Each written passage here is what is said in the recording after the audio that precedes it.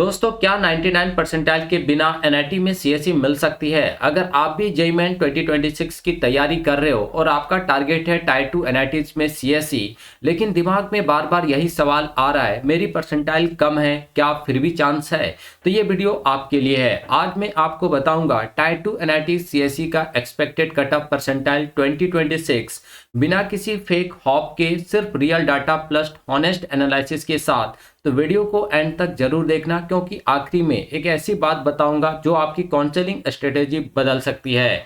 तो दोस्तों हम यहाँ पे एक्चुअली बात करने वाले हैं ओपन कैटेगरी को लेकर, है ना, कि ओपन कैटेगरी में अगर आप टायर 2 एनआईटीज में सीएससी के अंदर एडमिशन लेना चाहते हैं तो 2026 में आपका कितना परसेंटाइल होना चाहिए। ठीक, तो यहाँ पे हम दो डाटा पे बात करेंगे दोस्तों। ओएस कोटा, यानी ओएस कोटा का मतलब होता है दोस्तों आप जिस स्टेट के हैं उस स्टेट को छोड़कर किसी अदर स्टेट के एनआईटी में एडमिशन लेना चाहते हैं तो वहां पे ओएस रैंक के बेसिस पे एडमिशन मिलता है। और अगर आप जिस स्टेट के हैं उसी स्टेट के किसी एनआईटी में आप एडमिशन लेना चाहते हैं तो वहां पे एचएस के बेसिस पे दोस्तों एडमिशन मिलता है। ठीक है, तो दो कैटेगरी होता है, एक आपका ओएस और एचएस। जब आपका रिजल्ट आएगा तो उसमें दो रैंक रहता है, एक ओएस रैंक और दूसरा आपका एचएस रैंक। ठीक, चलिए तो सबसे पहले हम लोग बात करते हैं दोस्तों एनआईटी दुर्गापुर। अगर आप एनआईटी दुर्गापुर में सीएससी में एडमिशन लेना चाह रहे हैं तो 2026 में कम से कम आपका कितना परसेंटाइल होना चाहिए? अगर आप ओएस कैटेगरी से बिलोंग करते हैं, यानी अदर स्टेट में आप एडमिशन लेना चाहते हैं, तो कम से कम दोस्तों आपका 99.9 परसेंटाइल होना चाहिए 2026 में।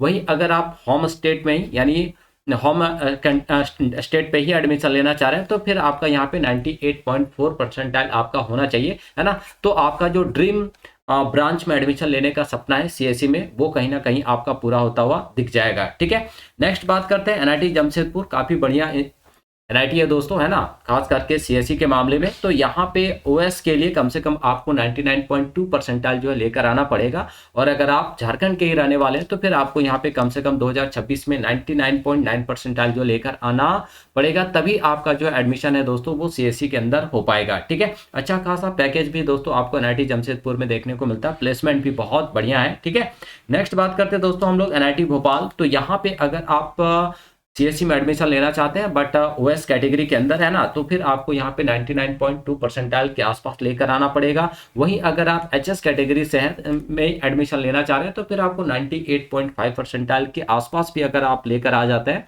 तो आपको यहाँ पे सीएससी जो है वो मिलने की चांसेज काफी बढ़ जाती हैं। ठीक है, नेक्स्ट बात करते हैं दोस्तों एनआईटी जालंधर। यहाँ के लिए ओएस के लिए कम से कम 99 परसेंटाइल होना चाहिए। ठीक है, जबकि अगर आप एचएस से हैं तो 98.1 परसेंटाइल में भी यहाँ पे एडमिशन देखने को मिल गया है प्रीवियस ईयर के ट्रेंड के बेसिस पे। ठीक, और किस ब्रांच में? तो सीएससी में, है ना। तो यहाँ पे हमने ऑलरेडी दोस्तों आपके टायर 2 एनआईटीज को डिस्कस किया है और अभी तक हमने 4 एनआईटीज को लेकर जो है यहाँ पे बात करा है। अभी आगे हम और भी एनआईटीज पर बात करने वाले हैं। तो अगर आप सबको को वीडियो अच्छा लग रहा होगा, क्लैरिटी मिल रही होगी, है ना, तो इस वीडियो को एक लाइक जरूर करना दोस्तों। ठीक है, चलिए आगे बढ़ते हैं और बात करते हैं हम लोग एनआईटी हमीरपुर। तो यहाँ पे ओएस कैटेगरी के लिए दोस्तों कम से कम 98.5 परसेंटाइल और एचएस के लिए भी लगभग आपका 98.5 परसेंटाइल चाहिए। किसके लिए? तो सीएससी के लिए। ठीक है, वही एनआईटी सिलचर की बात करें तो कम से कम 98.9 परसेंटाइल और एचएस कैटेगरी के लिए 97.4 परसेंटाइल के आसपास, यानी 98 के आसपास अगर आप रहते हैं तो कोई दिक्कत नहीं है। आप एचएस में हैं तो भी आपका यहाँ पे एडमिशन हो जाएगा, है ना, सीएससी के अंदर 2026 में। ठीक है, अब देखिए ये जो परसेंटाइल है वो कई सारे फैक्टर्स पे डिपेंड करता है दोस्तों, कि कितने कैंडिडेट एग्जाम में अपियर हो रहे हैं, क्या पेपर का डिफिकल्टी है, ये कई सारे फैक्टर जो यहाँ पे डिपेंड करते हैं। प्लस कैटेगरी क्या है आपका, तो हमने आपको पहले ही बताया कि यहाँ पे हम जो भी बात कर रहे हैं वो ओपन कैटेगरी के बेसिस पे ही जो है बात कर रहे हैं, है ना। बाकी ओबीसी एनसीएल हो गया या फिर एससी एसटी हो गया, इनका थोड़ा बहुत यहाँ पे वेरिएशन देखने को मिलता है। ठीक है, तो मैक्सिमम जो हम यहाँ पे बात करते हैं वो ओपन कैटेगरी और ओएस को ही लेकर जो है दोस्तों बात करते हैं। ठीक, नेक्स्ट बात करते हैं एनआईटी रायपुर की। तो एनआईटी रायपुर में अगर आप एडमिशन लेना चाह रहे हैं दोस्तों सीएससी के अंदर, ठीक है, और आप अदर स्टेट के हैं तो फिर यहाँ पे कम से कम आपको 98.4 परसेंटाइल के आसपास लेकर आना पड़ेगा। अगर आप सेम स्टेट के हैं तो फिर आपको 97.5 परसेंटाइल के आसपास जो है लेकर आना ही पड़ेगा 2026 में। ठीक है, चलिए आगे बात करते हैं एनआईटी पटना। ये भी अच्छा इंस्टीट्यूट है, कोई दिक्कत नहीं है। तो यहाँ पे ओएस के लिए, ठीक है, 98.3 परसेंटाइल कम से कम आपका होना चाहिए सीएससी के लिए। और एचएस के लिए दोस्तों कम से कम 98 परसेंटाइल जो है आपको 2026 में लेकर आना पड़ेगा। ठीक, नेक्स्ट बात करते हैं दोस्तों एनआईटी मेघालय, यहाँ के लिए 97.8 परसेंटाइल है ना। ये अभी थोड़े से नए एनआईटीज हैं और थोड़ा दूर दराज है, इसलिए बहुत ज़्यादा बच्चे जो है इधर इन नॉर्थ ईस्ट में जो है वो इंटरेस्ट नहीं लेते हैं, जिस वजह से यहाँ पे थोड़ा सा परसेंटाइल जो है कम रहता है। ठीक है, वही अगर आप एचएस से हैं तो 95.8 परसेंटाइल में भी बच्चों यहाँ पे आपको जो है सीएससी में एडमिशन देखने को मिल जाता है बहुत आसानी से। 2024-25 में भी इतने परसेंटाइल पे जो है सीएससी देखने को मिल गया है।